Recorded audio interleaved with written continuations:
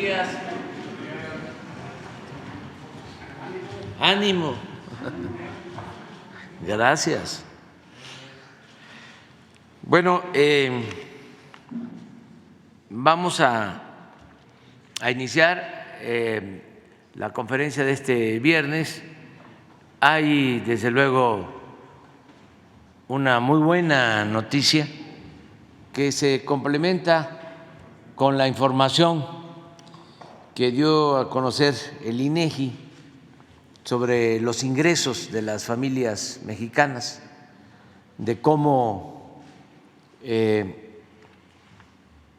han ido mejorando los ingresos, en especial para la gente pobre, lo cual demuestra que ha funcionado nuestra estrategia, que se puede resumir en una frase: por el bien de todos, primero los pobres. Y hay menos pobreza y menos desigualdad en nuestro país. Esto es un gran logro. Creo que ese es el objetivo principal de cualquier gobierno: lograr la justicia y la felicidad del pueblo. Y por eso estoy muy contento.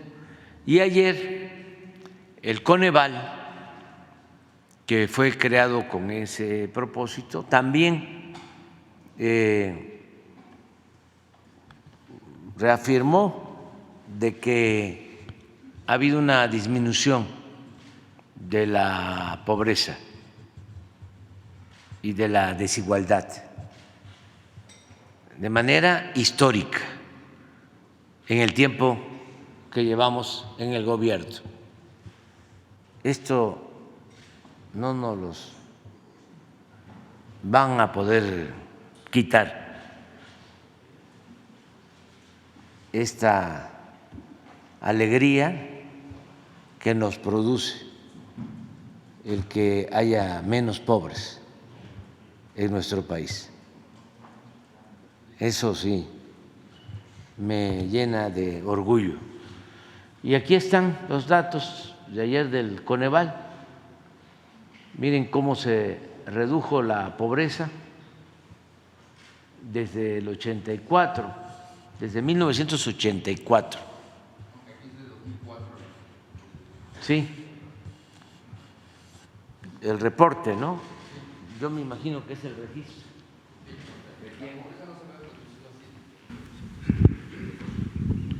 Miren, en 2004 el porcentaje de la población en pobreza, es decir, de todos los mexicanos, en 2004 era del 47%.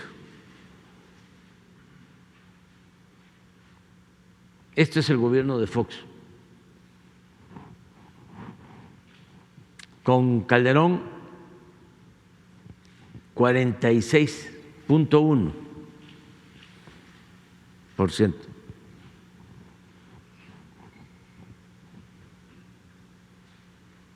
Este es con Peña Nieto, 43.2%.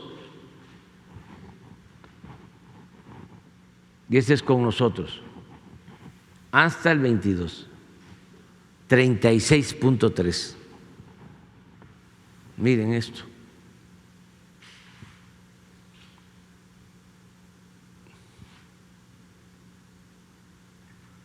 %, menos de pobreza en comparación con los gobiernos panistas.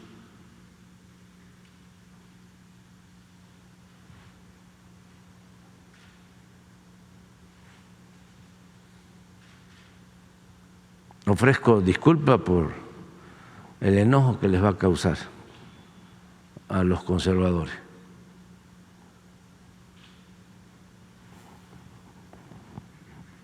Y esto es en millones de personas. Eran 49 millones con Fox en pobreza, 52.8 con Calderón, 52.2 millones con Peña y 46.8 con nosotros.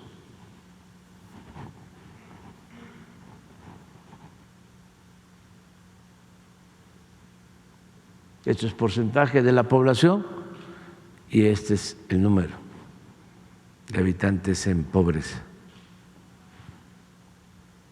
Y yo estoy seguro que en el informe 2024 esto va a estar más abajo y también la población.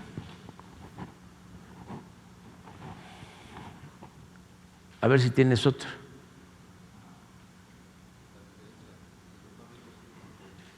Este es importantísimo.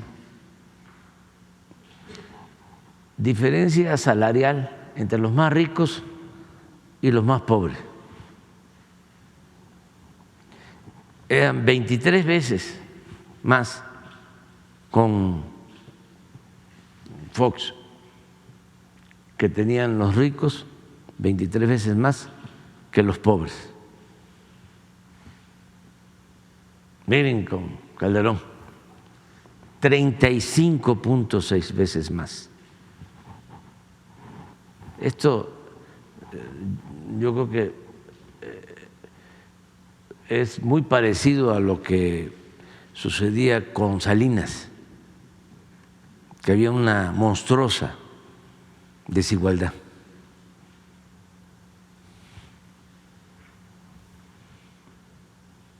Para esto se robaron la presidencia.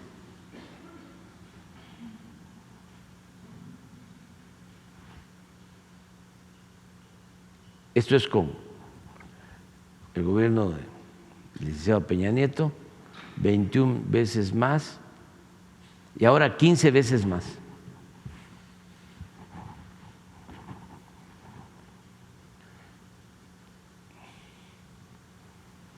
Lo mismo aquí, casi 10%, y aquí casi, bueno, 20% de disminución.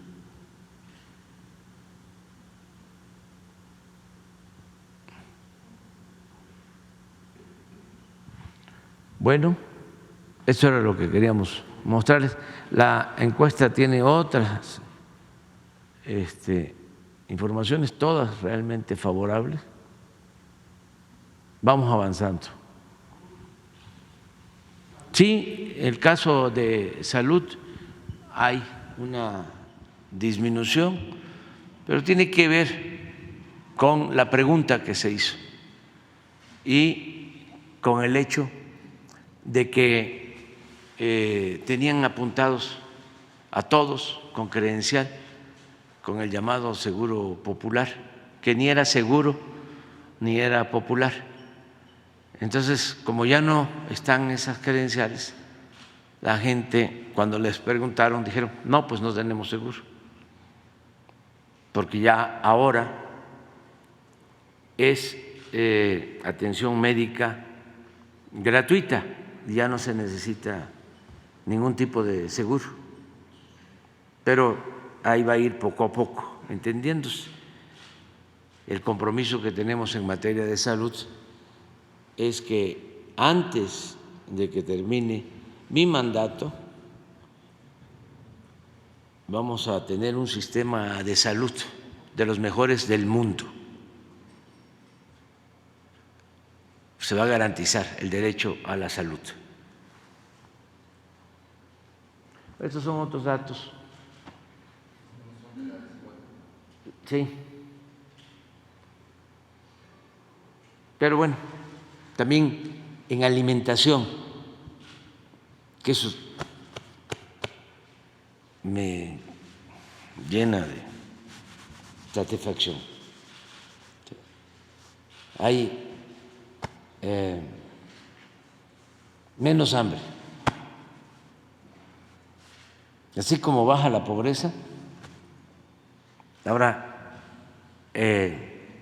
la gente tiene más alimentos que antes, pero considerablemente más. Si puedes ponerlo de alimentación, la llamada seguridad alimentaria.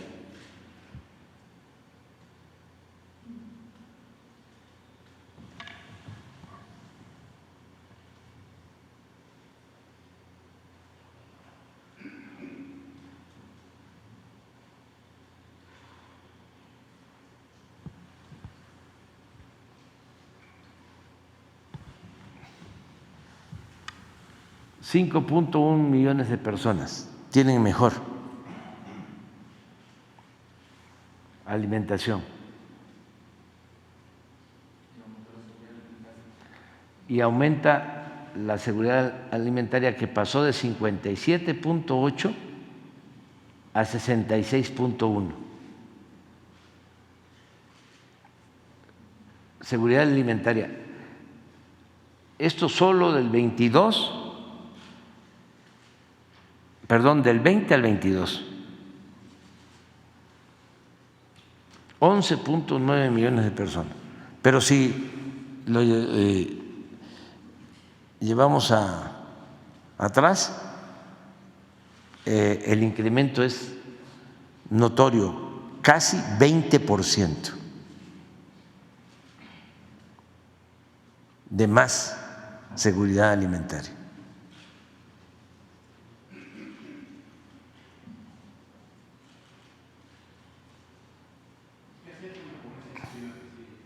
Y también bajó la pobreza extrema, poco, pero bajó.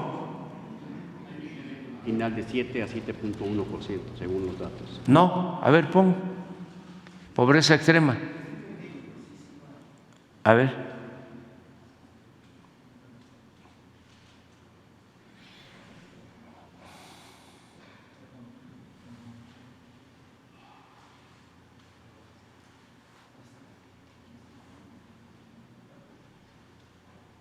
¿Dónde está? Hay que tener mucho cuidado. ¿De qué periódico eres tú? Traemos que bajó. Pues,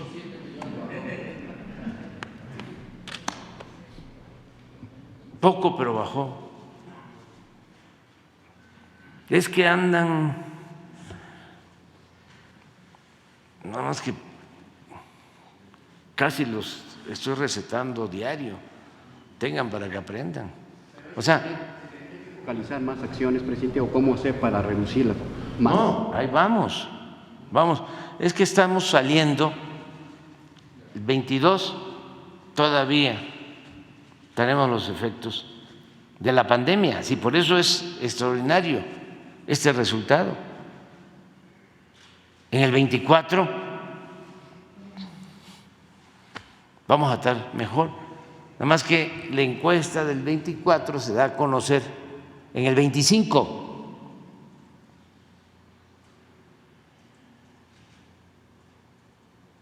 Tengan cuidado ustedes, ustedes del periódico La Jornada son lo mejor que hay en la prensa de este país. Es el mejor periódico de México desde hace mucho tiempo. Es el periódico que está más cercano a la gente, que defiende las causas del pueblo, que tiene periodistas no solo profesionales, sino comprometidos con las causas populares. Nada que ver con los periodistas, con todo respeto, del Reforma. El presidente compara 2018 a 2021 y ahí sí incrementa 0.1%. Y el que presentó usted es de 2022 a 2000. Sí.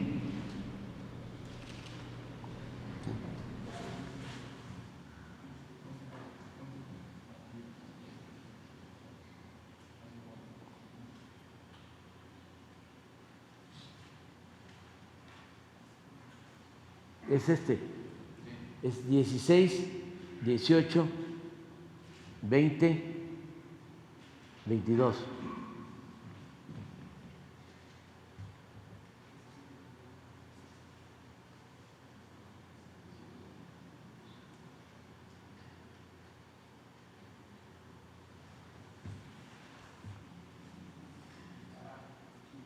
Ahí están los porcentajes.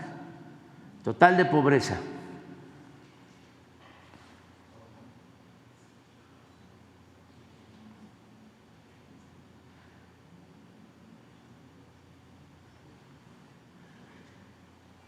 Y es el efecto también de la pandemia.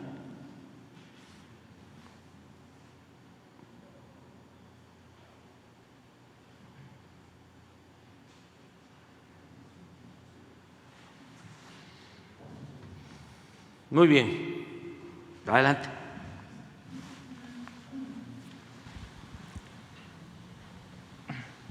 Gracias. Buenos días, presidente. Gustavo García, de Comunicante MX, somos un medio de Tijuana. Presidente, el día de ayer en la oposición ocurrió un foro, el famoso foro, que tal parece que fue un debate. Si bien los 4 aspirantes que pasaron a esta final de la oposición, hubo una declaración que llamó mucho la atención, que fue Enrique de la Madrid, uno de los aspirantes, que había mantenido bajo perfil, pero ayer decidió que iba a ser retórico contra su gobierno, y él mencionó que México ha vivido 2 virus, el virus del COVID, que lamentablemente le quitó la vida a miles de mexicanos, y el virus de la 4T. Y él específicamente dijo que ese virus le estaba haciendo daño a México y que la solución o la inyección para ese virus era justamente el Frente Amplio por México. Presidente, le quiero preguntar qué le merecen estas opiniones y esta declaración de Enrique de la Madrid, que aquí usted mismo había dicho que se había mantenido en ese bajo perfil. Nada. Pues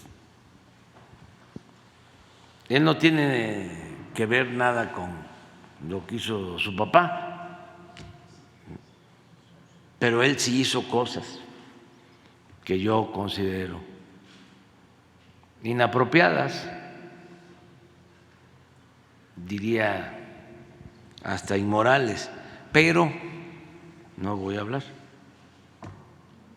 que es normal, están en campaña. Ahora hay hasta divisiones en el bloque conservador. ¿Y para qué me meto? No vaya a ser que los jueces ya me pusieron en la lista negra, los del tribunal. Yo también los tengo ahí, en mi listita. Les tengo ahí varias.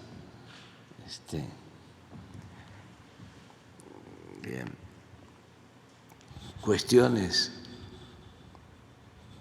de actitudes deshonestas a los magistrados del Tribunal Electoral. La última fue esa resolución en donde se atrevieron a modificar lo que expresé aquí en una mañanera.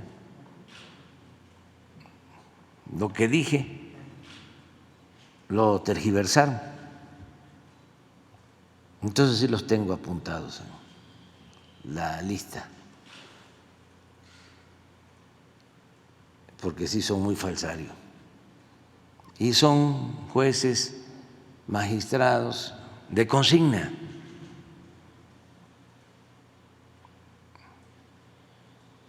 De todas maneras, no hay que tocarlo porque si no, vienen las sanciones, las multas. No me han multado todavía, ¿sí? Okay. No me vayan a arruchar, porque no me vayan a poner una multa. Ahí le voy a pedir a la gente que me ayude, ¿no? Vamos a hacer una colecta si me multan. Adelante. La segunda pregunta, presidente. Estas 2 últimas semanas estuve visitando Centroamérica, estuve en Guatemala, específicamente Guatemala, El Salvador. Quise entender qué es lo que hay detrás de ese 91% de aprobación del presidente Nayib Bukele, y platicando con más de 100 personas que me encontré en ese recorrido, me decían ellos que prácticamente el que él haya solucionado de tajo el tema de la inseguridad se daban por bien servidos. Si bien El Salvador tampoco es un país que tenga indicadores económicos arriba o arriba de la media de lo que ocurre aquí en México o en otros países, es un hecho que el tema de la seguridad impactó positivamente en la sociedad. Ayer el presidente Bukele utilizó sus redes sociales, presidente, justamente sobre este tema. En Twitter utilizó un video de un desafortunado asesinato que ocurrió en León, Guanajuato, de una persona, una mujer llamada Milagros, asesinada a quemarropa. Y él decía en su tuit, palabras más o menos, una indirecta de que esto iba para los gobiernos que defendían a delincuentes y que no estaban usando mano dura para este tipo de gente que estaba quitándole la vida a la sociedad en general. Presidente, yo le quiero preguntar, su estrategia de seguridad aquí en México, usted ha sido muy contundente, abrazos no balazos, e incluso aquí hace un mes yo le pregunté que si iba a haber ajustes en su estrategia. Usted me comentó que el gabinete también le ha presentado propuestas, pero van a seguir sobre la misma línea. Ante estos cuestionamientos que existen del presidente Bukele y de los resultados que él está teniendo allá en El Salvador, presidente, ¿usted qué opinión tiene? ¿Esa es la estrategia que en algún momento podría funcionar en México? ¿Son contextos distintos? Son realidades distintas y también concepciones diferentes. Yo pienso que hay que atender las causas. No se trata solo de aplicar medidas coercitivas. La paz duradera se consigue con justicia. Y eso es lo que estamos nosotros llevando a la práctica. Y no quiero polemizar con el presidente de El Salvador. No. Nosotros vamos bien, a pesar de que heredamos una situación muy difícil, porque hubo un presidente que declaró la guerra al narcotráfico y apostó por enfrentar la violencia con la violencia. Eso agravó la situación de inseguridad en el país. Y desde entonces se constituyeron grupos, bandas de delincuentes, nuevos carteles. Y cuando llegamos, la violencia estaba en lo más alto, sobre todo los homicidios. Y poco a poco hemos venido reduciendo los homicidios. A ver si ponemos la gráfica de cómo vamos, porque eso también ayuda bastante a contextualizar qué hemos hecho, si funciona o no funciona nuestra estrategia. ¿Por qué funciona nuestra estrategia? Por lo que acabamos de ver hace un momento, porque la paz es producto de la justicia. Si la gente tiene trabajo, si hay buenos salarios, si se atiende a los jóvenes, si se combate la pobreza, si se combate la corrupción, se logra avanzar mucho. Y eso es lo que hemos hecho en el país. atender a los jóvenes, que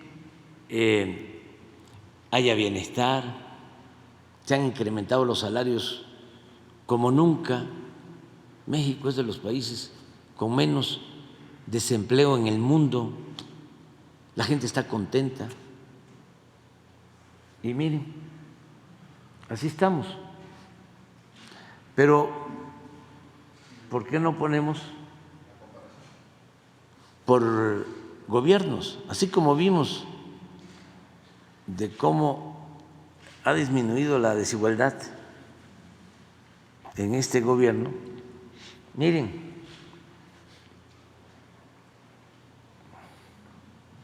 los homicidios con Salinas, desde que llegó hasta que se fue, aumentaron 9.2. Con Zedillo disminuyeron los homicidios 31.2. Ya con Fox aumentó el número de homicidios en 1.6. Calderón, que declaró la guerra, que optó por enfrentar el mal con el mal, casi 200% de aumento. Y aquí había tortura, masacres. Aquí el secretario de Seguridad Pública protegía a uno de los carteles y combatía a otros. Por eso está en Estados Unidos recluido. Había una especie de narcoestado. Dominaban ellos hasta el aeropuerto de la Ciudad de México, los narcotraficantes. Y saben ustedes que el gobierno de Estados Unidos o las agencias de Estados Unidos encargadas de la aviación le mantenían al aeropuerto de la Ciudad de México la categoría 1. Y ahora que nosotros administramos el aeropuerto de la ciudad, nos bajaron de categoría. Cuando manejaban el aeropuerto los narcotraficantes, la agencia de Estados Unidos encargada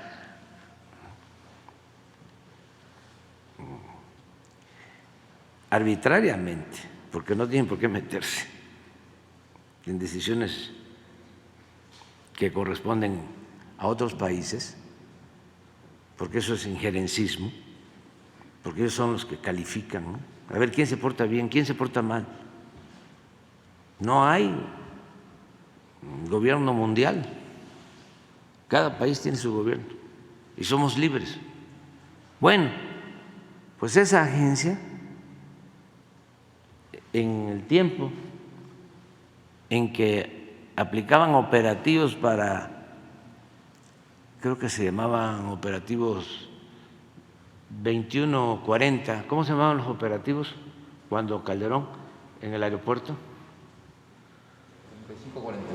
35-45, todo el mundo tenía que voltear a ver para otro lado y se callaban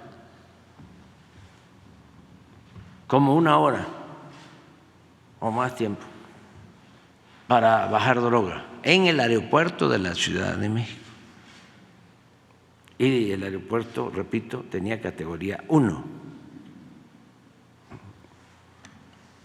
Pero miren el resultado en homicidios. Luego con el presidente Peña Nieto, 59% de incremento. Miren dónde lo agarramos en el último año. Y con todo lo que implicaba la creación de bandas que se fueron formando, se fueron creando, se fueron constituyendo con tolerancia, con la asociación delictuosa entre delincuencia y autoridades.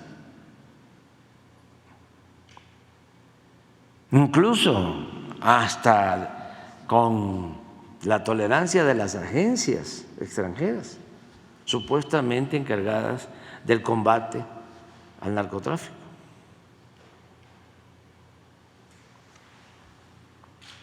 Entonces llegamos y detuvimos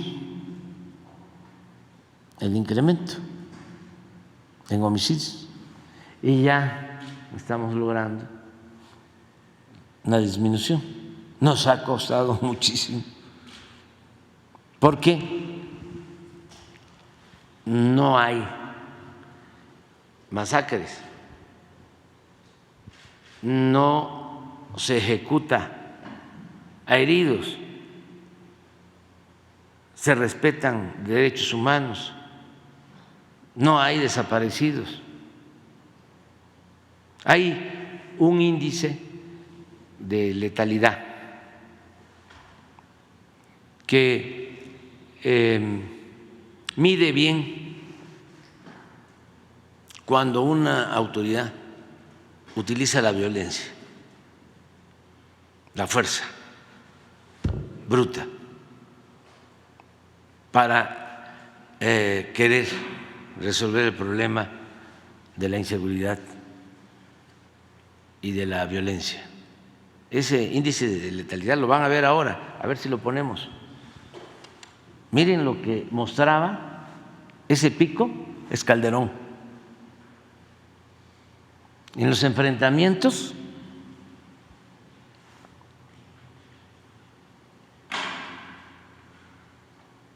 entre Fuerzas Armadas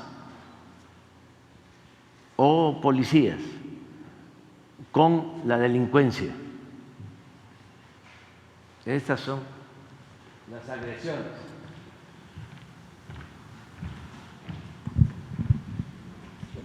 Esto es el 11. 1076 agresiones.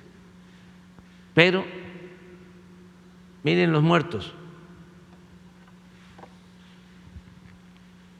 en esos enfrentamientos y vean los heridos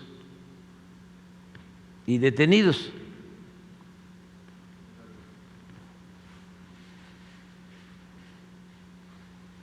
Eran más los muertos que los heridos y detenidos. De por sí esto, el número de agresiones es muy alto, porque los remataban. Era mátalos en caliente. Esto no lo veían los de la ONU de Derechos Humanos. Aquí hay un representante de la ONU que está en contra de nosotros, muy conservador, que en una de esas hasta nos recomendaría que aplicáramos esto. Bueno, una persona que aspira a ser presidente de México, no voy a hablar de género, del bloque conservador, acaba de declarar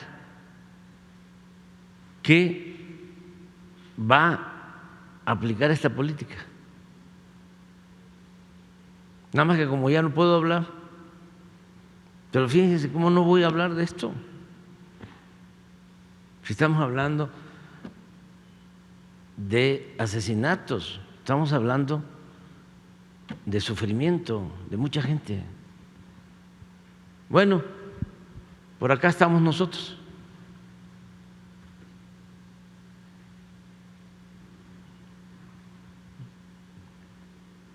Siempre abajo, fallecidos. Aquí son los heridos.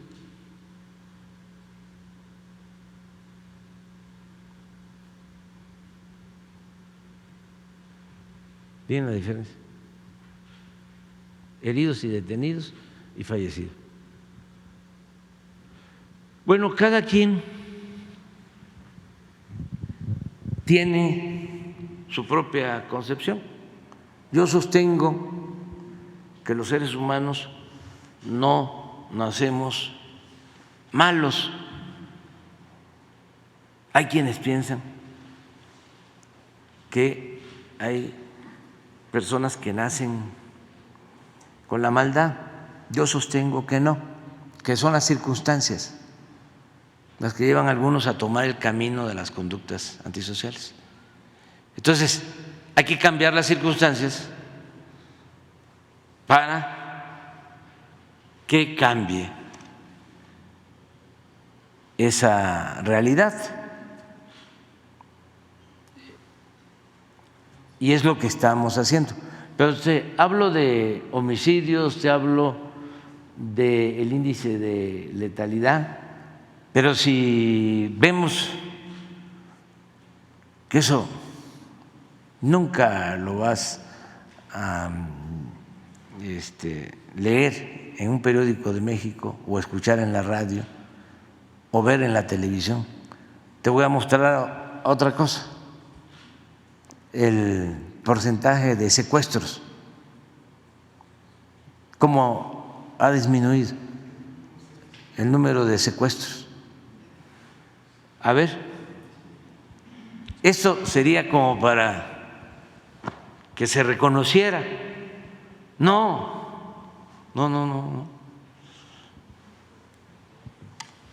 Mire, y esto pues es de dominio público, la gente sí lo sabe, porque se padecía mucho del secuestro en distintas regiones, en distintos estados del país, y eso ya no existe o es mínimo con relación a lo que sucedía.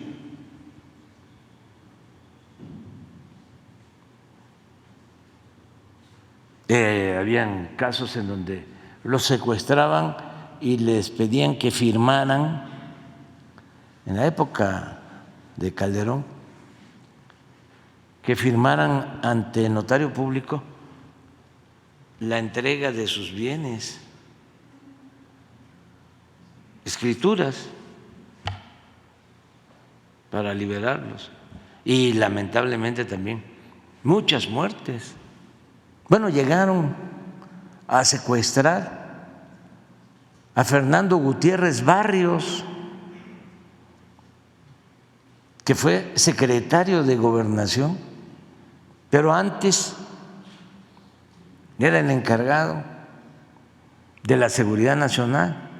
Lo fue durante muchos años, desde los años 50. Él fue el que detuvo a Fidel Castro, al Che, antes de que se embarcaran en Tuxpan, en el yate Granma, para iniciar la revolución en Cuba. Él los detuvo, porque era el encargado de la inteligencia y de la seguridad del Estado. Y luego intervino el general Cárdenas y se decidió liberarlos. Luego se fueron. Pero ya estaba Gutiérrez Barrios en eso y siguió hasta que llegó a ser secretario de Gobernación. Y luego de eso lo secuestran y piden un rescate y tienen que pagar el rescate.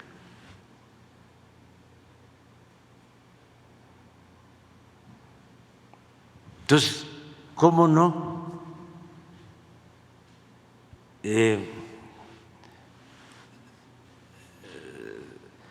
se puede reconocer ¿Qué es que lo que sí estamos está avanzando. funcionando este año, presidente? La gráfica se ve que este año específico. Este año es bueno. Algo está funcionando, efectivamente. Menos operativos, pero algo está funcionando. Miren, cuando nosotros planteamos que había que atender las causas, que era la forma más humana, más eficaz para enfrentar el flagelo de la violencia desde antes de que llegáramos a la presidencia. Yo he escrito sobre eso, he leído bastante sobre eso, lo que ha pasado en otros lugares del mundo.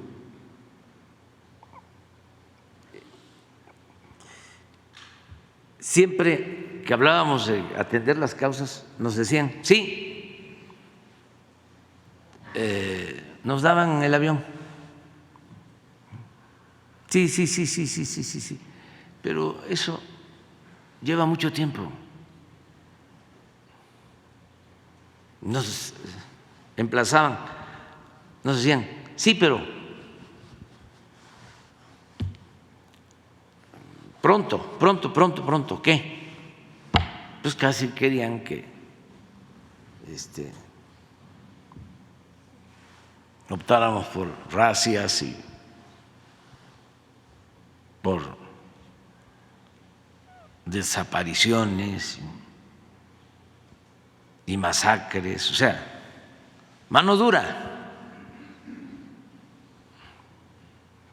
porque hay esa mentalidad, sobre todo en el conservadurismo, son muy autoritarios.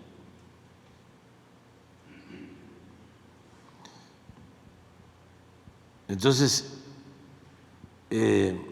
nosotros decíamos, no le hace que tarde, pero esto es lo que va a resolver el problema de fondo, el que podamos atender a los jóvenes, que los jóvenes tengan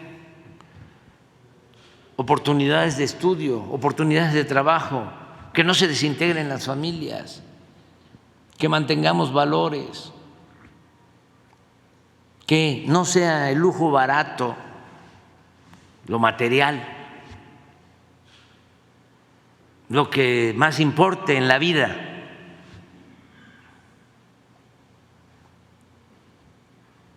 Afortunadamente, cuando se dan los cambios, nosotros no esperamos. Desde el primer día nos metemos a ayudar a la gente más necesitada y a garantizar el bienestar, atender a los jóvenes, aumentar el salario. Entonces eso lleva tiempo. Me preguntas por qué ahora. Ayer, antier, pongan los datos. Primero, el promedio de homicidios diarios que tenemos. Y en efecto, va bajando. ¿Por qué? Porque coincide con el hecho de que hay más oportunidades de trabajo, mejores salarios, menos pobreza, más atención a los pobres, a los jóvenes en especial, con estudio. ¿Dónde? ¿En qué país del mundo se entregan 12 millones de becas a estudiantes de familias pobres? ¿Dónde?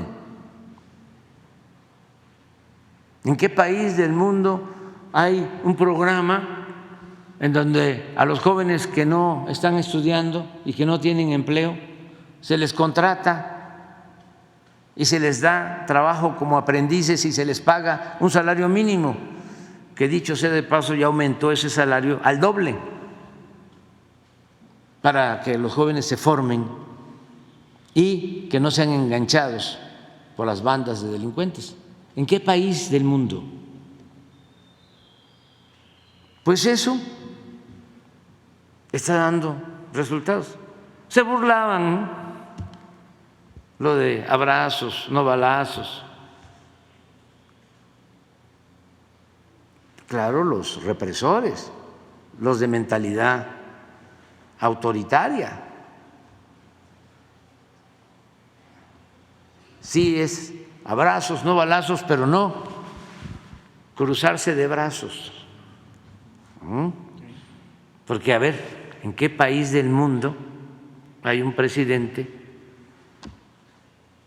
que todos los días, de lunes a viernes, tiene una reunión con el Gabinete de Seguridad de 6 a 7 de la mañana para recibir estos resultados?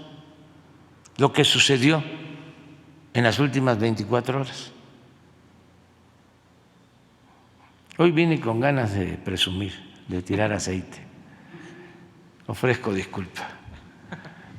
Pero miren, esto es ayer, ¿no?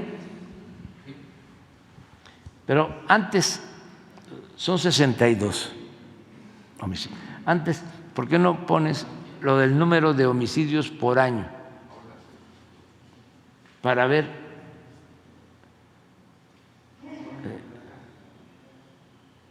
esto es ayer, pero también pongan antier,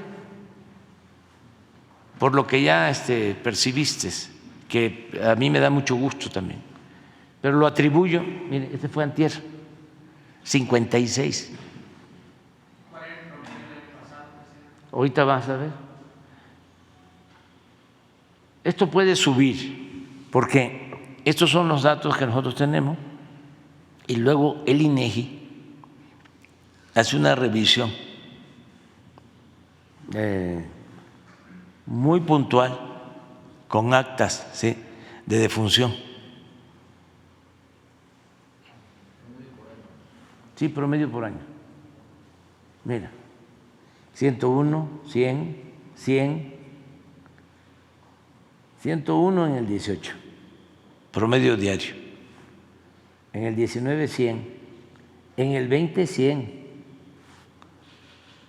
Lo mismo, nos costó, fue pura detención, contención.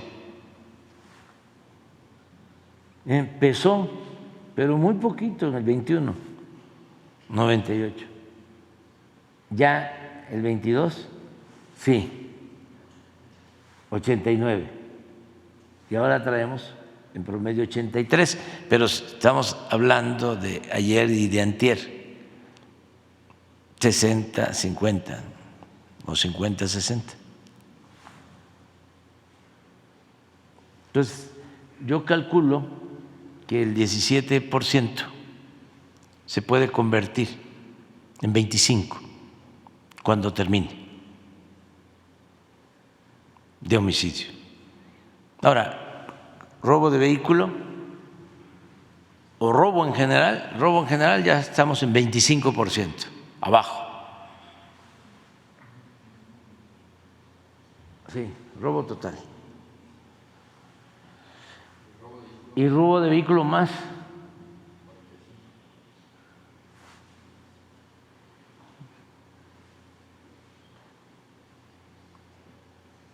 Ahí vamos, poco a poco. Y respeto mucho al presidente Bukele y no lo cuestiono en nada.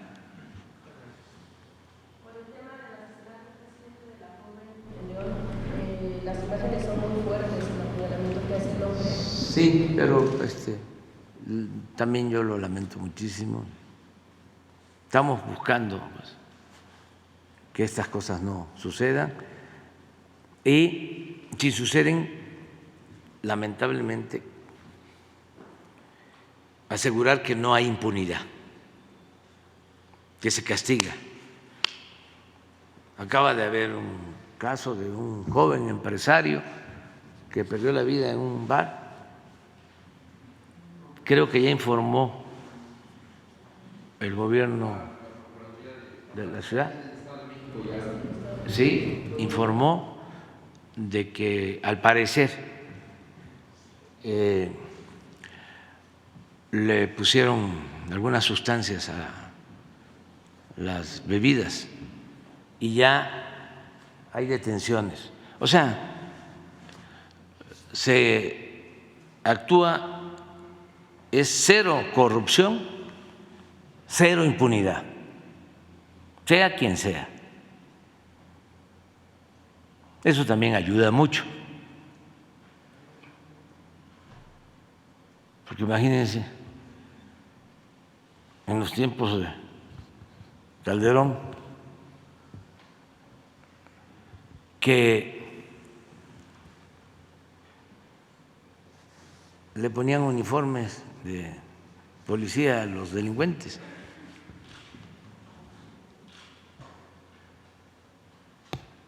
Y existe esa declaración cuando estaban juzgando a García Luna, que le dijo un delincuente a su jefe: esto quiere decir, cuando los estaban uniformando para enfrentar a otra banda, como si se tratara de policías, esto quiere decir que nosotros trabajamos para ellos, para la autoridad. No, esto quiere decir que ellos trabajan para nosotros.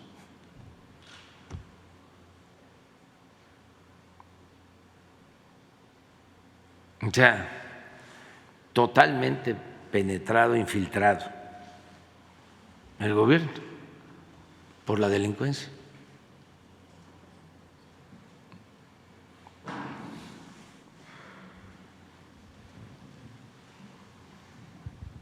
¿Qué tal, presidente? Buen día, Carlos Guzmán de 4 Media Telecomunicaciones, ABA Noticias Veracruz. Pues preguntarle tema local de Veracruz, ahorita que hablaba de mi compañera Dalila de temas de mujeres, hay una teniente que se llamaba Gloria Cházaro, que fue muerta hace algunas semanas allá en Veracruz. ¿Por qué viene a colación ese tema? Uno, porque los grupos de feministas, desgraciadamente, no se han acercado a ella, no se ha hecho mucho ruido, su familia ha hecho mucho ruido en redes sociales. Ahorita que va a ir por Veracruz, ojalá y pueda preguntar el tema, usted como comandante supremo de las Fuerzas Armadas, pero nos llama la atención este caso, porque el antecedente es que es la primer teniente en comandar un buque, la primer teniente a nivel mujeres, vaya. Era una persona que hacía muchos videos motivacionales para las mujeres que ingresaran a la Marina, porque era es una institución que les daba confianza, seguridad, pero desgraciadamente pasa este tema de que supuestamente su pareja la asesina. Su familia está reclamando que es un tema de feminicidio. Le reitero, no hay organizaciones feministas que se hayan acercado a ella. La familia está sola, le está pidiendo mediante redes sociales que intervenga, que averigüe qué pasó ahí. La fiscal del Estado, o en el caso de Veracruz, pues menciona que es un homicidio, siendo que los familiares alegan que es un feminicidio. Es consultarle y pedirle a ver si puede usted, como comandante de las Fuerzas Armadas, pues averiguar este tema, presidente. Sí, lo hacemos. Vamos a pedir información y aquí se da a conocer qué fue lo que sucedió y qué elementos hay, qué pruebas hay para culpar, ¿no?, a su esposo, sí, a su pareja, y en qué se basó, ¿no?, la autoridad para actuar. Y si no fue de esa manera, que aquí también nos los den a conocer. Hasta es más, el jueves, perdón, sí, el jueves, el martes no es salud. No, pero puede ser antes. Antes informamos. Sí, el tema de que le pide la familia su intervención es que presuntamente murió en una de esas casas que tienen los marinos para resguardarse, que están dentro de las zonas navales militares. Ese es el tema, no es tanto de que no sea una persona no común, sino es por ese tema. Uno, por el tema de que es una marina, bueno, es una integrante de la Secretaría de Marina. Dos, una mujer muy destacada en cuanto a la cuestión, que es la primera, le reitero, la primera mujer en comandar un buque. En México no se había dado que una mujer comandara un buque. Y la tercera, pues obviamente lo que está pidiendo la familia es que está sola. Lo Está hacemos. desesperada. Hacemos la investigación. Sí, y dos Me voy temas. a informar Ujú. yo. Voy a solicitar yo que me informe. Sí, y dos temas finalmente también de Veracruz, uno de Veracruz y otro de Yucatán, pero nos llega a Veracruz porque las 8 emisoras que cubren el estado de Avan Radio pues tienen cobertura incluso hasta Coatzacoalcos. Nos llegaron dos casos, uno de un ferrocarrileros, pero todavía no nos pasan los datos, y otro del delegado de la Secretaría de Bienestar en Yucatán, Joaquín Díaz Mena, que le dicen Guacho. Nos dicen allá en la redacción en Jalapa que si usted sabe de algunas acusaciones que se le hacen a esta persona de corrupción. No, pero hay que tener Sí, la cuidado. cuestión política. Sí, la porque cuestión política. Ajá. ya vienen las elecciones en Yucatán y este delegado ya fue candidato a gobernador De Yucatán. de Yucatán. Entonces, hay que ver de qué se trata, presentar pruebas. Si es político o de verdad. Sí. Ahora sí que aplica el dicho de que para mentir y comer pescado hay que tener mucho cuidado. Y ya muy rápido, disculpe que le insista, pero a principios de año le comentaba el tema de la alerta sísmica. Nos comentaba que iba a haber un informe, hubo un informe de Laura Velázquez, le agradezco mucho que haya informado, sobre el tema del self-broadcast. Le comentábamos de los amparos que metieron en aplicaciones como Sky Alert.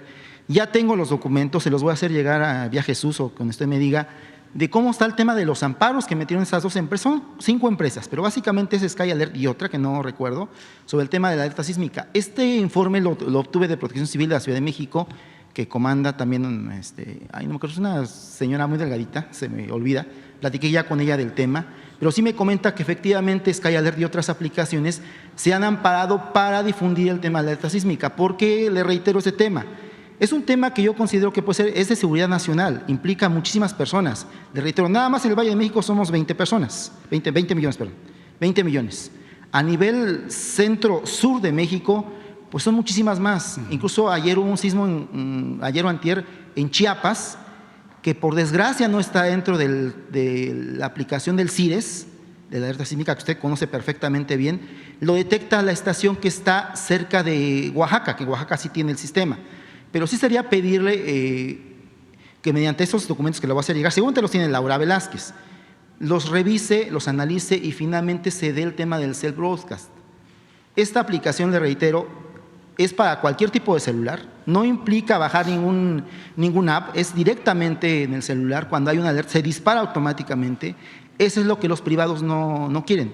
Son temas como el agua, como usted mencionaba, como la alimentación, que tienen que ser de seguridad nacional. Yo considero así, digo, con todo respeto, le insisto el tema, es que sí sería importante que usted lo tome y finalmente este sistema se pueda utilizar aquí en México, que le reitero, no implica nada más alerta sísmica, puede implicar alerta por inundación. Sí, ya Laura, Secretaría de Marina ya tiene el centro listo, nada más están esperando justamente este tema y otras dependencias. Muchas gracias. Laura lo está planteando, y lo estamos revisando en el Gabinete de Seguridad, pero vamos a tomar en cuenta lo que planteas. Muy bien. Vamos contigo, te quedaste ayer, y luego tú. Muy buenos días, presidente. Miguel Arzate, del Sistema Público de Radiodifusión del Estado Mexicano. Primero preguntarle, presidente, esta semana ocurrió un capítulo más en el caso de Israel Vallarta Cisneros. Esta persona que fue detenida, seguramente lo tiene muy presente, y luego fue utilizado en este montaje de Genaro García Luna para intentar mostrar ante los medios que su función como funcionario público daba resultados deteniendo a bandas de secuestradores. Se realizó un montaje, apareció él junto a esta ciudadana francesa, Florence Cassés, y bueno, esta semana un juez revisó nuevamente su situación jurídica. Recordemos que él lleva 17 años en prisión preventiva y se revisó si podía seguir su proceso de libertad o continuaba en prisión preventiva. Finalmente, ayer se determinó que continúa su proceso en prisión preventiva. Israel Vallarta no solamente está señalado por el caso por el que supuestamente fue detenido, sino está señalado con otros delitos cometidos. En su momento, la secretaria de Gobernación, Olga Sánchez Cordero, lo mencionó, está relacionado con otra comisión de delitos y por eso permanece en prisión. Presidente, preguntarle qué esperar de este caso. Se ha hablado mucho de Genaro García Luna, de cómo intentó manipular la opinión pública con este tipo de montajes, otro tipo de montajes que también hacía con su llamado búnker, donde sorprendía a periodistas. ¿Qué esperar de este caso, presidente? ¿Podría Israel Vallarta continuar en prisión o su administración podría hacer algo para revisar este caso? Lo estamos revisando. Ahora que el juez accedió a que se consultara de nuevo a las autoridades para que se concediera libertad condicionada, que fuese liberado y que el proceso lo continuara en su casa. La opinión de la Secretaría de Seguridad Pública, de la Guardia Nacional, fue en el sentido de que se le liberara. Esa fue nuestra opinión. Fundamentalmente porque está demostrado que se le torturó. Hay pruebas de que fue torturado. Pero no solo eso, es que ya lleva muchísimos años sin sentencia. ¿Dónde está la justicia rápida y expedita? Sin embargo, como tú lo mencionas, volvieron otra vez a negar la posibilidad de que pueda llevar su proceso en libertad. Vamos nosotros a continuar con este tema. Lo está viendo Rosa Isela Rodríguez, pero sí estamos enterados. Lo vimos en una reunión del gabinete. Nos pidieron opinión a todos y se decidió de que se opinara de que merecía llevar su proceso en libertad. Sí, pero no se puede aplicar una amnistía si no hay sentencia. Sí, no existe sentencia. Y así hay muchos que deberían de ser liberados solo por ese hecho. En este caso, 16 años, ¿no? 17. 18, perdón. ¿Sí? Y así hay otros casos. Esa es una más de las deficiencias del Poder Judicial, de los sótanos del Poder Judicial. Muy bien, presidente. Como segundo tema, presidente, muchos expuestos sobre el rescate de los ferrocarriles de pasajeros. Con esta estrategia que se está realizando, está el corredor del Istmo, que va a ser de carga de pasajeros, el Tren Maya, el Tren Interurbano México-Toluca, en fin, varios proyectos de trenes que tiene esta administración. También se ha hablado de cómo se abandonó a la industria ferrocarrilera mexicana y cómo se vio afectada a partir de la privatización que ocurrió durante el gobierno de Ernesto Zedillo. Pero también hay un tema importante con los ferrocarriles en nuestro país que fue previo al movimiento del 68. En 1958 hubo un movimiento de trabajadores ferrocarrileros que pues, provocó la represión de líderes sindicales. De ese movimiento salieron líderes como Demetrio Vallejo, Valentín Campa. Preguntarle, presidente, ¿considera que el sistema ferrocarrilero empezó a ser abandonado, empezó a ser una punta que le lastimaba al gobierno desde el movimiento del 58 y por ello se abandonó a los ferrocarriles. Regresar el ferrocarril de pasajeros sería una forma de dignificar, de ver la lucha que encabezaron Valentín Campa y Demetrio Vallejo en los 50s. También su lucha fue por los trabajadores, pero el sistema ferroviario en ese momento, en los 50s, era muy importante y desde ahí se empezó a abandonar. Si nos puede dar una reflexión, presidente. Sí, desde luego hay una tradición de lucha del movimiento ferrocarrilero desde los orígenes, desde el gobierno de Francisco I. Madero, porque aquí hemos comentado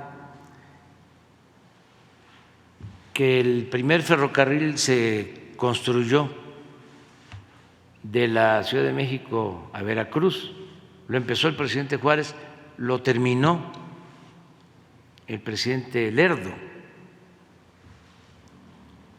Muere el presidente Juárez en 1872 y el ferrocarril se inaugura en 1873, el ferrocarril de la Ciudad de México a Veracruz. Es el primer ferrocarril. Y luego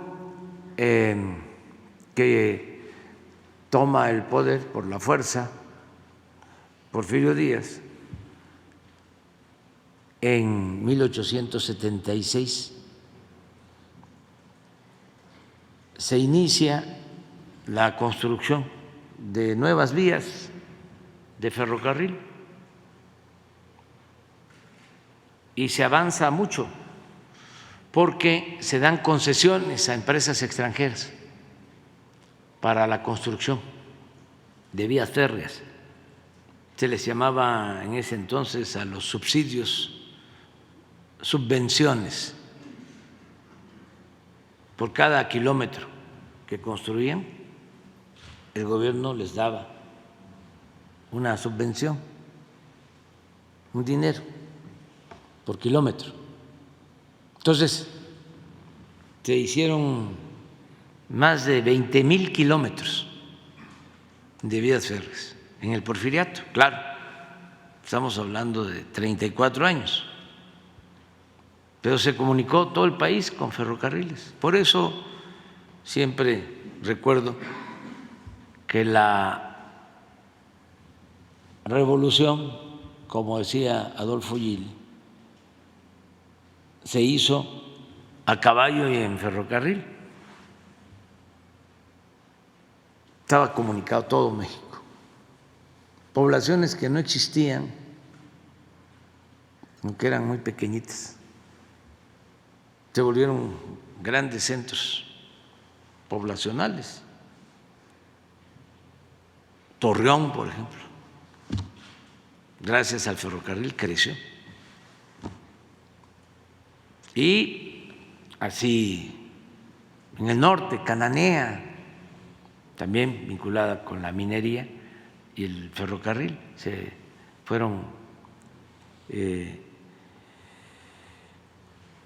creando y consolidando esas ciudades por el ferrocarril.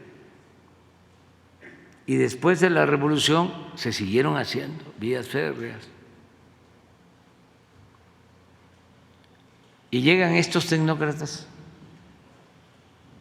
y desaparecen los ferrocarriles de pasajeros y entregan todas las vías férreas para ferrocarriles de carga a dos grandes empresas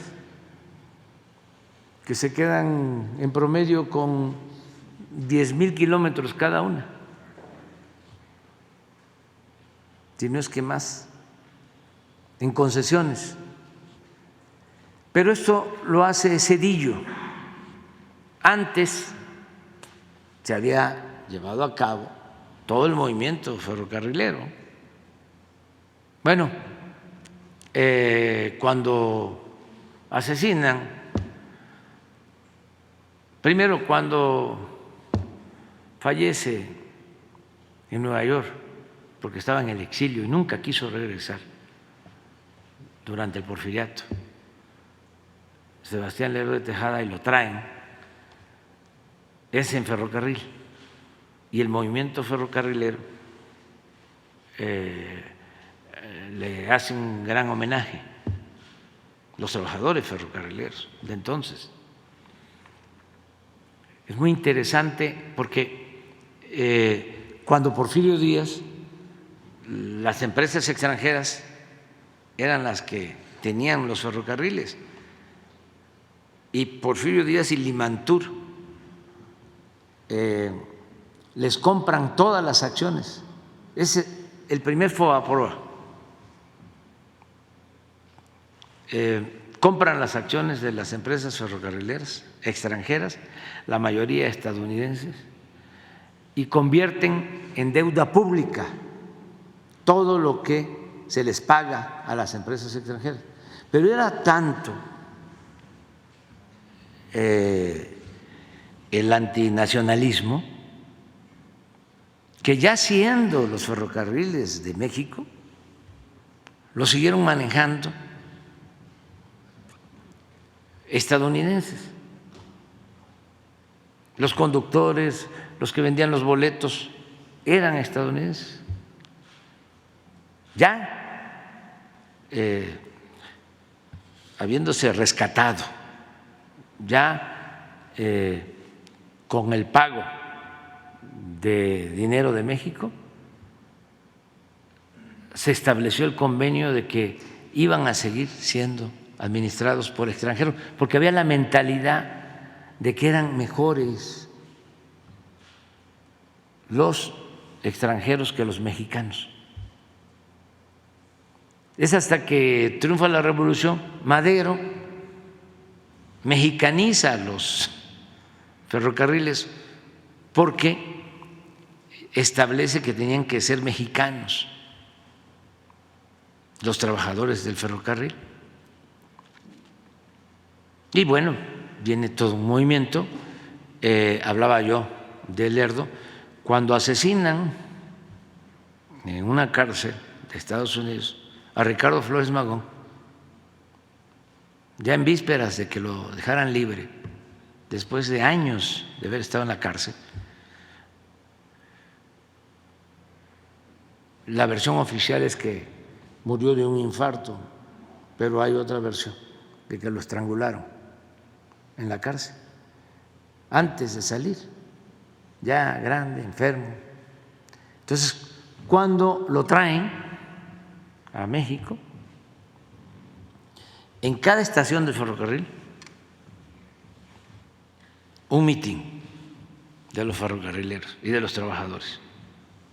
Entonces, ese es el antecedente, por eso lo de Vallejo, por eso lo de Campa, por eso cuando convocan a huelga, los encarcelan y pasan mucho tiempo encarcelados.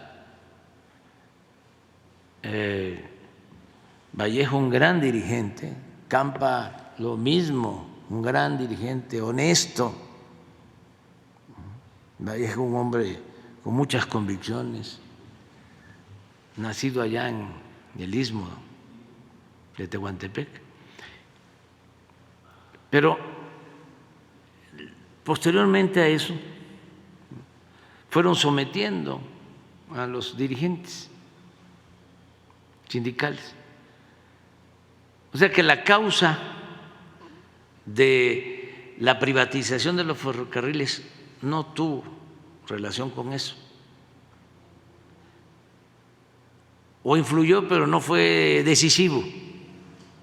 Lo determinante es que querían entregar todos los bienes de la nación, los bienes del pueblo, a particulares. Imagínense entregarle a dos empresas toda esa infraestructura. a cambio de nada, porque ni siquiera cumplen con los compromisos de las concesiones de manera cabal. Tienen que darle mantenimiento a las vías para tenerlas en buen estado y no lo hacen. Ahora que se rescató el tramo de vía del Istmo, ahí, de acuerdo a la concesión, tenían que mantener las vías en buen estado. Hablan de categoría. Son vías para mantenerlas en categoría 4 y las mantienen en categoría 3. Eso fue Zedillo. Sí se peleó con Salinas, pero como piensan igual, continuó Zedillo con la política de las privatizaciones, como también continuó Fox y continuó Calderón y Peña Nieto, porque es un pensamiento. Por eso hablo del periodo neoliberal. Fueron 36 años de gobiernos neoliberales. Ahora lo que estamos haciendo pues es regresando a lo público, lo que es público, lo que es del pueblo, lo que es de la nación. Y estamos avanzando porque tengo el orgullo de que voy a ser el presidente de los últimos años que más kilómetros de vías férreas deje operando. Ya todo el sureste, desde el Istmo hasta la península, 2.500 kilómetros. Guatemala, hoy voy para allá, hoy voy a Tapachula y voy a sobrevolar toda la línea, desde la frontera hasta Ixtepec. Voy a pasar nada más por el puerto Chiapas, que se está rehabilitando. Ahí va a haber un centro de desarrollo, un polo de desarrollo en Puerto Chiapas. Ahí tenemos un vivero donde se producen muchísimas plantas para el programa Sembrando Vida,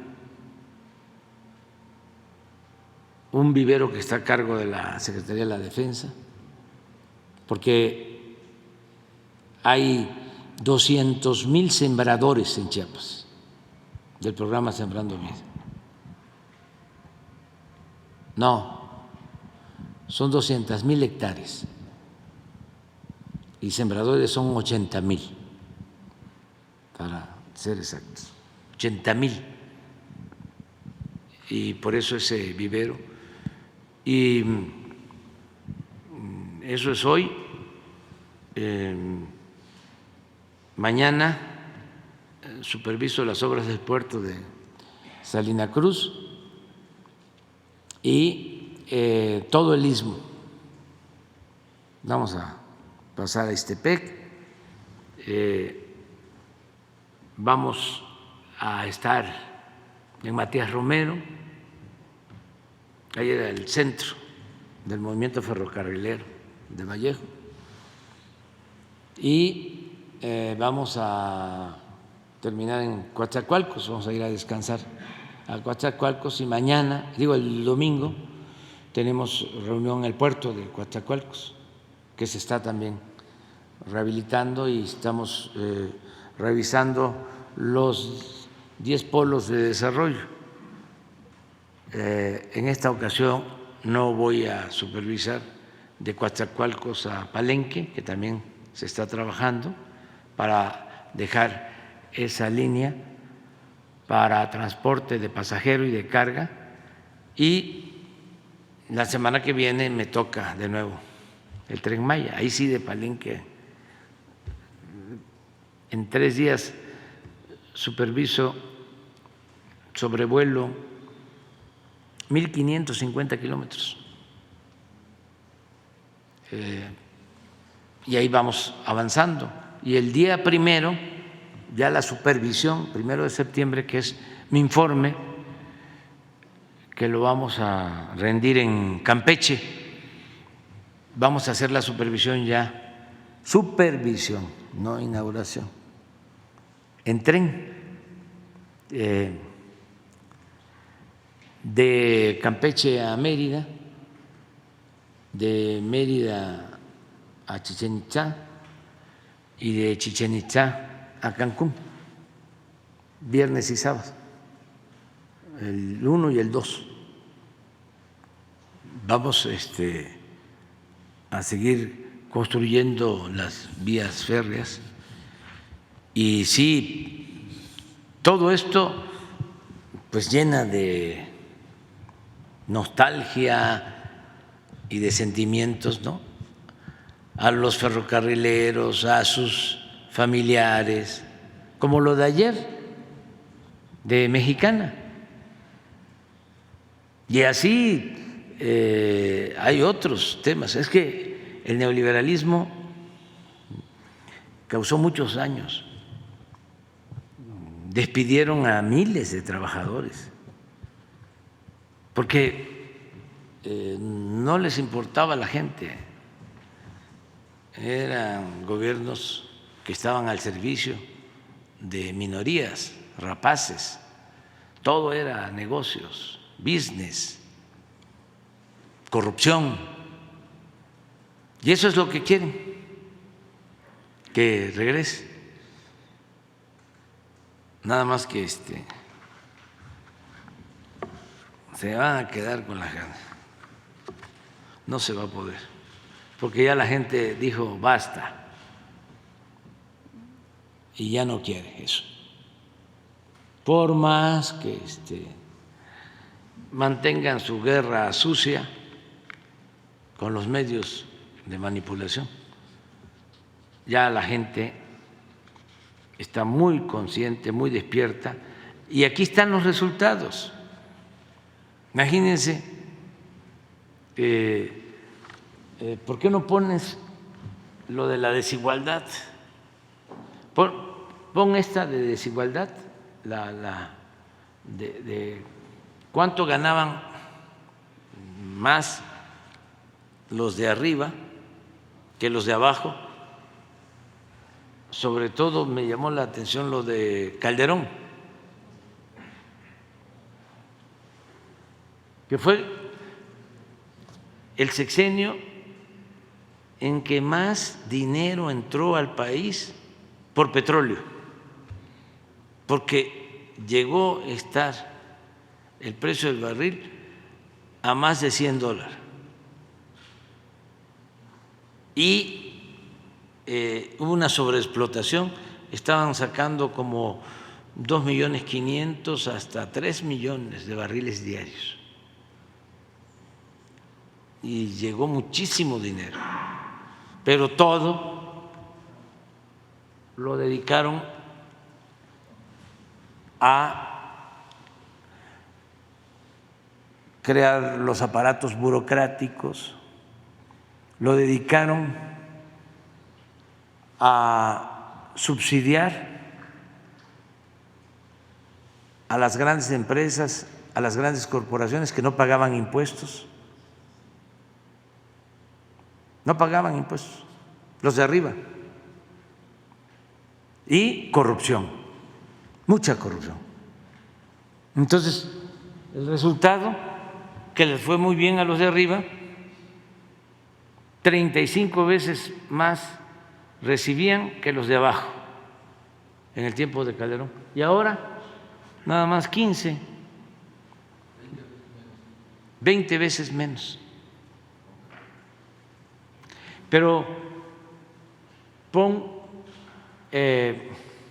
hay una curva, una gráfica del Banco Mundial que la da a conocer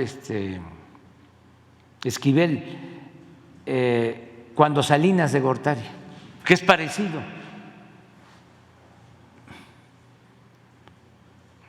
Incluso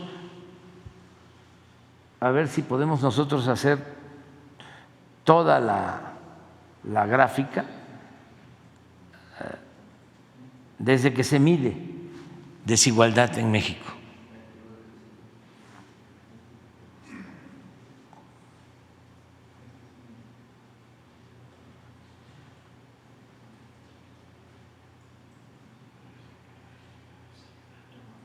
Estoy seguro que estamos viviendo desde hace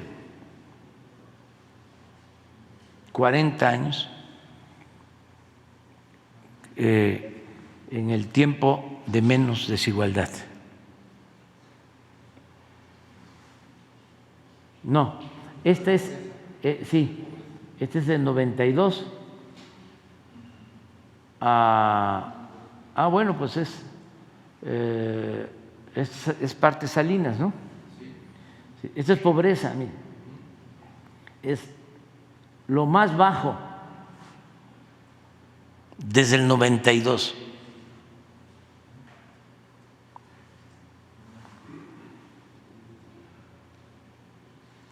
Y ahí está pobreza extrema, por lo que decían.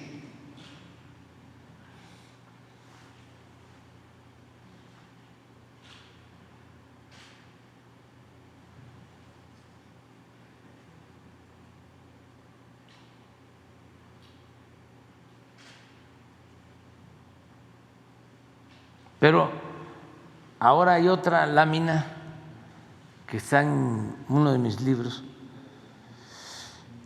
sobre cómo en la época de Salinas es como muy parecido a lo de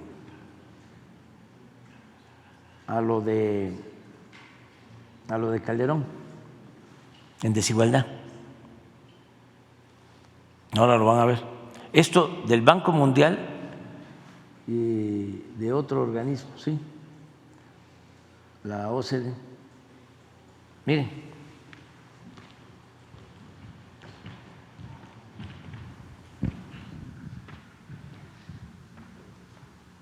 aquí es Salinas, aquí empiezan las privatizaciones y miren cómo termina. Desigualdad.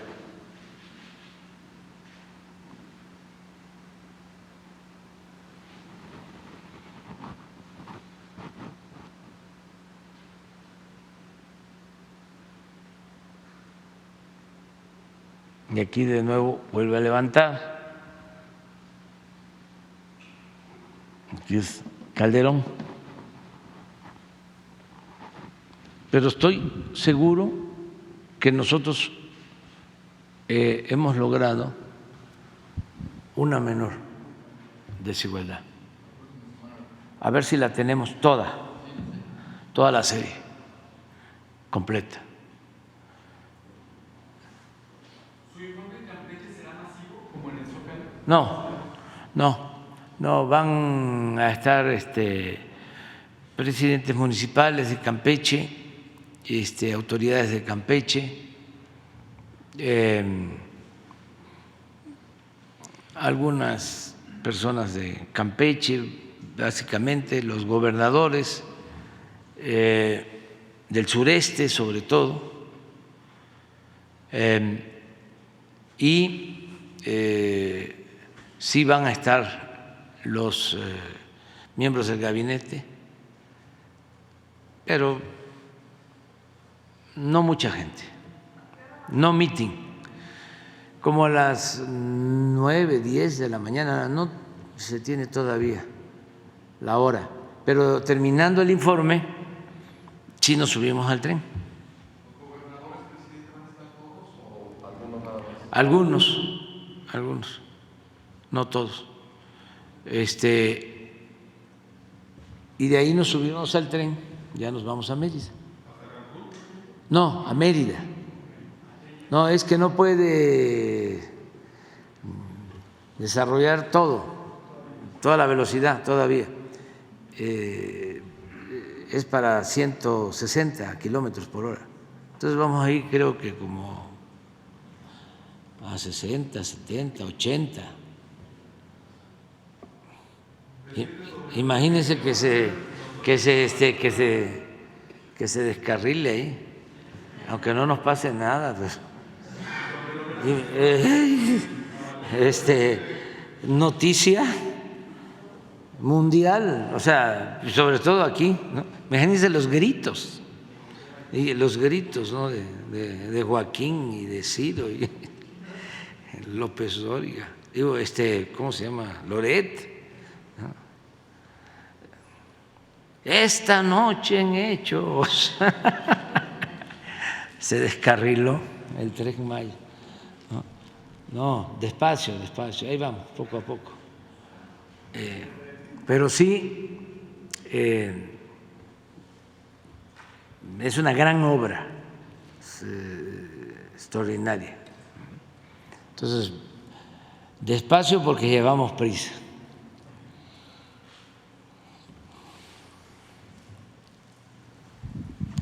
Gracias, presidente. Quedaste. Bueno, no. Después de ella. Gracias. Sandra Aguilera, de Grupo Larsa Comunicaciones y de Despierta Quintana Roo. Presidente, antes que nada quiero darle las gracias a COFEPRIS y a la Secretaría de Salud, en especial al doctor López-Gatell, porque han estado emitiendo alertas sobre el problema de los médicos esteticistas que he estado tratando aquí continuamente, de la Universidad del Conde y el Instituto de Estudios Superiores de Medicina, donde alertan que no tienen las facultades para estar haciendo las cirugías. Y por otro lado, quiero denunciar a estas universidades por seguir anunciándose las maestrías y las clínicas en Televisión Azteca de Veracruz, además de que siguen haciendo estas personas sus congresos y hay gente pues que les cree y se están inscribiendo. Además tenemos denuncias, presidente, de médicos esteticistas que están presentando documentos apócrifos de cirugías plásticas de La Habana, Cuba.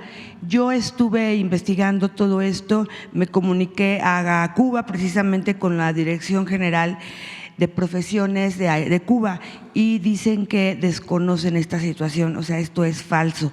Sin embargo, en la Dirección General de Profesiones de la SEP los están validando. No sé en qué se basan para poderlo validar. Yo tengo las pruebas y tengo las cartas de Cuba, donde no conocen a estas personas, como por ejemplo al doctor Aldo Pérez de Cuernavaca, al doctor Navaí de Tuxtla, al doctor José Vicente de Tijuana. Y le digo, tenemos las evidencias de la falsificación de las firmas. Y bueno, yo le pido que si me pueden, por favor, dar alguna explicación o cómo avalan, en qué se basa la Dirección de Profesiones para poder avalar esto, si esto no existe. Eso es mi primera pregunta. Sí, pues vamos a seguir, ¿no?, con lo que está haciendo la Secretaría de Salud, o sea, revisando a todos estos profesionales si realmente tienen especialidad, si pueden hacer estas intervenciones quirúrgicas y cancelar si se tienen estas autorizaciones falsas. Lo vamos a seguir haciendo.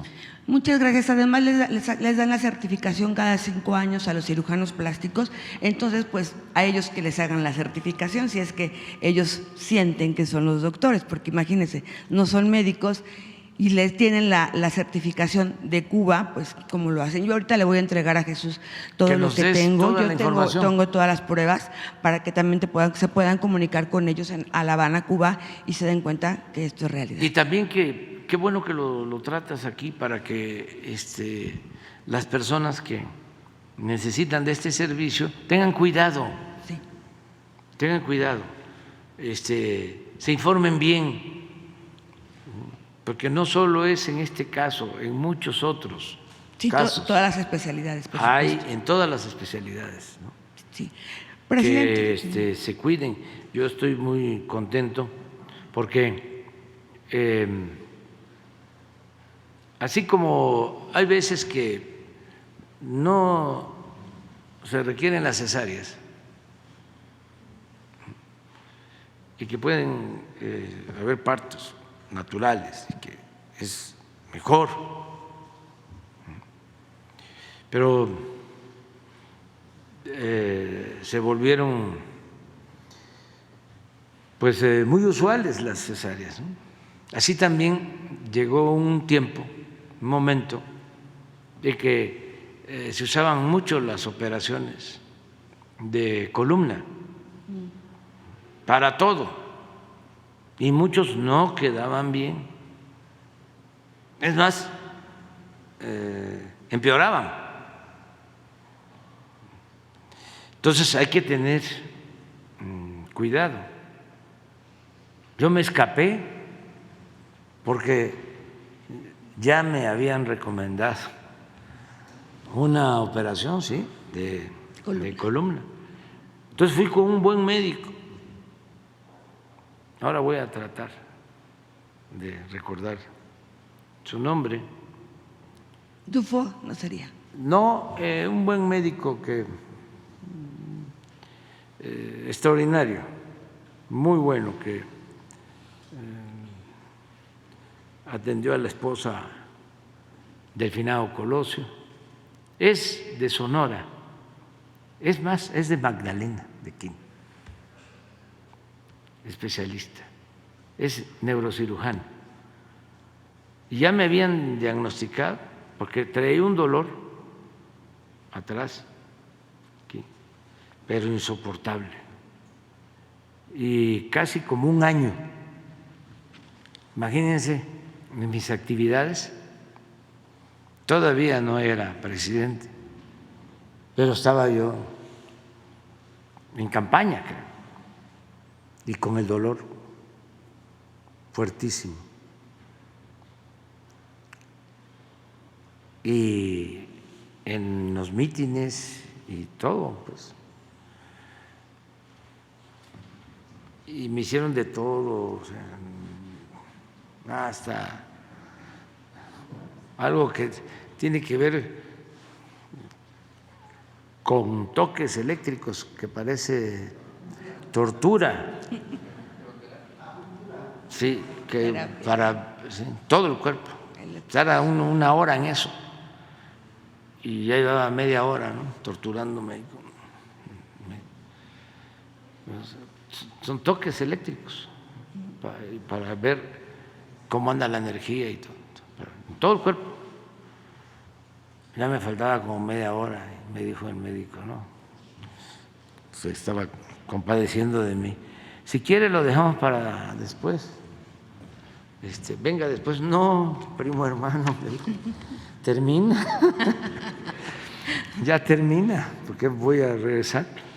Y el caso es que ya me habían recomendado La cirugía. sí. Y cuando fui con el doctor, me dijo, mire, todos los mexicanos, bueno, a lo mejor todas las personas tenemos problemas de columna, ni más ya con la edad, o quien hace ejercicio, o sea, todos, los discos, todos. Y no es para que si tienen un problema, un dolor, de inmediato vamos a la operación de columna. Y ya me dijo, le voy a inyectar ahorita. Ya me inyectó aquí, ahí en la consulta. Y si se le quita el dolor, ya ve cómo le dicen a uno, del 0 al 10, ¿cuánto? Yo andaba como 11. Ya me inyectó vio todo, porque han hecho todos los estudios. Eso fui antes de que tomara la decisión de que me operaran de la columna por un supuesto disco, ¿no? Sí, y me quitó un poco el dolor, lo fui a ver, me dice, hay otra forma, entonces me infiltraron, me quemaron unos nervios, como cuando le quitan a uno los nervios de las muelas para que no duela. Ajá. Y dice, tiene que hacer terapia y eso. Se me quitó. No del todo. Pero en otros casos también lo más recomendable es antes de bajar de peso para que el cuerpo no cargue tanto y ejercicio. Y hay muchos que la libran así. Con terapia y ejercicio. Sí. Entonces, consultar, tener cuidado, porque mucha gente queda mal con estas intervenciones. Ya nos estamos desviando, ¿verdad? Que no corresponde esto, ¿ah? Pero presidente, no vamos a por estar otro hablando lado, siempre de... Le quería yo preguntar, ¿y qué vamos a hacer en el caso de TV Azteca, que está promoviendo, que le está dando espacio a estos médicos esteticistas y pues para que promuevan y que ya dijeron en la Secretaría de Salud que tengan cuidado con estas universidades? Sin embargo, pues obviamente compran espacios para poder seguir hablando de algo que no están autorizados. ¿Qué se puede hacer ahí, presidente? Lo regula directamente la Secretaría de Gobernación, tengo entendido. Y pues sí, la Secretaría de Salud. Sí. Pues que Salud lo siga viendo, ¿no? Okay. Que Salud lo siga viendo. Yo aprovecho para decir que tengo en muy buen concepto a Javier Alatorre. Tengo en muy buen concepto. Y lamento por eso, ¿no? Que ahora con los libros de texto se haya emprendido una campaña muy exagerada, ¿no? Yo he estado revisando los libros, bueno, desde el principio, prácticamente no aparece la palabra comunismo. Aparece en un libro, creo que de cuarto, de quinto, pero lo que aparece es un poema de Bertolt Brecht que yo he puesto aquí. Pon el poema, que tiene que ver con la manera en que debemos de unirnos en contra del fascismo, en contra de la represión, en contra de la violación de los derechos humanos. Eso es lo que aparece en el libro. Y lo otro, otra mención, tiene que ver con libros de maestro donde explican sobre la historia política de los movimientos opositores, de los movimientos guerrilleros en México. Pero es para maestros, pues eso yo también lo he escrito, bueno, aquí en la sala, Daniel Cabrera ya les comentaba. Ahí están, porque forman parte de la historia. Tuvieron que tomar las armas porque se padecía de autoritarismo, como lo hizo el cura Hidalgo, que era un sacerdote bueno y tan pacifista que estando las fuerzas insurgentes aquí en el Cerro de las Cruces ya para tomar la ciudad, decidió no hacerlo porque calculó de que iban a haber muchos muertos y prefirió no tomar la ciudad. Bueno, pues ese cura, bueno, rebelde, pues llamó al pueblo de México a liberarse. Madero llama a tomar las armas al pueblo de México y era pacifista, un hombre bueno. ¿Y por qué Genaro Vázquez Rojas? ¿Por qué Lucio Cabaña? Porque no habían libertades, se reprimían los campesinos, a los maestros en Guerrero. Entonces hay que explicar eso nada más. Y eso es la historia. ¿Y qué tiene que ver eso con inyectar el virus del comunismo? No se midieron, o no se miden. Es una desproporción. Está bien que tengan problemas con nosotros, que no les guste cómo estamos gobernando, que no estén a favor de la transformación, que pensemos distinto, está bien, somos libres, pero no hacer una campaña, una lanzada, utilizando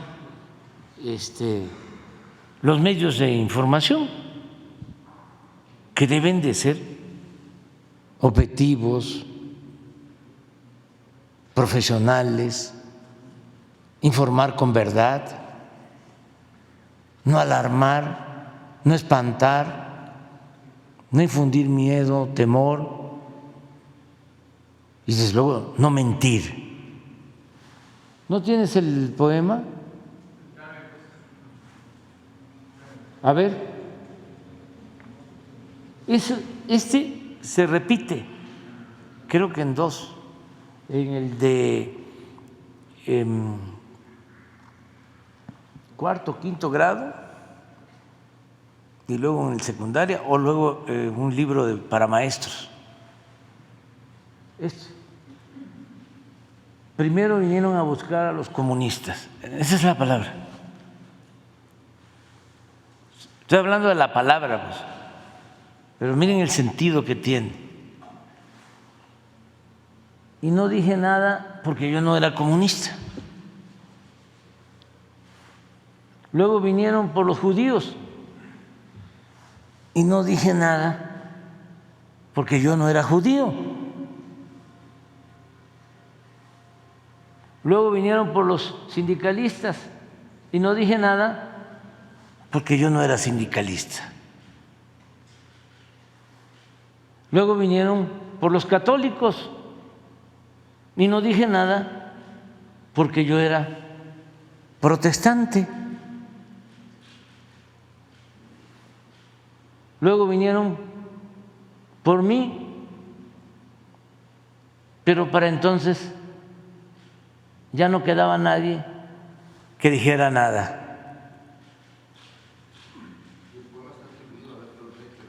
¿No es de Bertolt Brecht? Ah, yo pensaba, un pastor. Pero, ¿por qué yo lo atribuyo? Todos lo atribuyen a Bertolt Brecht y lo citan como Bertolt Brecht, pero no es de Bertolt Brecht. ¿No es de él? Atribuyen a Bertolt Brecht de este. Yo siempre pensé. Sí, yo también creía, pero es de Martin Niemöller. Sí. Y en sus libros de poemas sí está, ¿eh? De Bertolt Brecht. Pues. Bueno. Lo voy a buscar, pero está. Sí. ¿Y los libros de texto a quién le atribuyeron el poema? No, a Martin. Sí, es el autor. Son muy buenos los que hicieron los libros. Presidente. Son profesionales, expertos. ¿Y van a seguir informando en las tardes? Qué bueno, que ayuda mucho. ¿Sí? Por ejemplo, ¿no? Ya nos aclararon. ¿Sí? Siempre pensé que era Bertolt Brecht. Siempre. Presidente, por último, tenemos algunas denuncias que ya fueron verificadas por nosotros de servidores de la Nación que están apoyando a una de las corcholatas y bueno, usted había comentado que no debían de hacerlo, la Secretaría del Bienestar pues seguramente no lo ha de saber. Tenemos los nombres de estas personas y también tenemos las pruebas, los videos donde están, ya lo verificamos también en el portal donde está, en el portal de transparencia y sí son ellos mismos, están sus caros y están también los videos, se los voy a hacer llegar a Jesús para que usted los tenga y pues bueno, de alguna manera pues todas las corcholatas son lo mismo, pero a la vez sí se están utilizando aparatos del gobierno que yo creo que pues no deben meterse. Ningún Gracias, servidor presidente. público Eso es todo, presidente. se debe de meter y mucho menos utilizar recursos públicos. No podemos hacer lo mismo que hacían los conservadores del PRIAN en el gobierno, de cómo utilizaban el presupuesto, de cómo los secretarios participaban en los procesos de elección. Recuerdo que cuando impusieron a Felipe Calderón, Fox era presidente y designó a cada uno de los secretarios para atender estados. En aquel entonces el de comunicación, porque existen las pruebas, hasta las grabaciones. Cerizola estaba a cargo de Tamaulipas. Y así todos. El que era secretario de Gobernación, el finado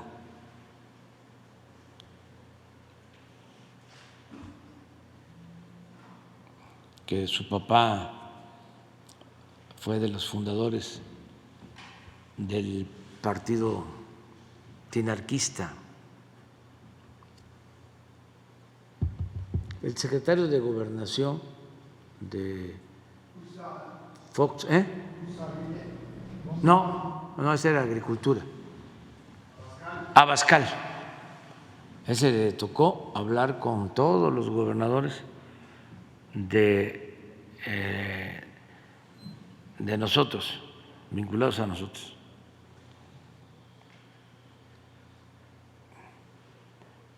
Zacatecas, en ese entonces gobernábamos, Michoacán, Baja California Sur, y así se distribuyeron. Bueno, hace poco, cuando la elección en el Estado de México, hace 6 años, hicieron algo parecido. Al doctor Narro le tocó ir de delegado siendo secretario de Salud, fue delegado del PRI a Ecatepec.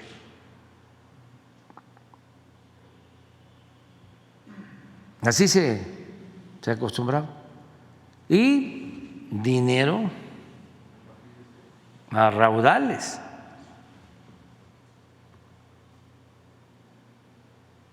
Nada más que de eso no se habla, ya se olvidó todo eso. Te vas a quedar, ahora sí, aunque se enojen todos, el lunes, tú, ¿sí? Porque ya nos tenemos que ir a desayunar y para ir a la gira. Nos vemos, adiós.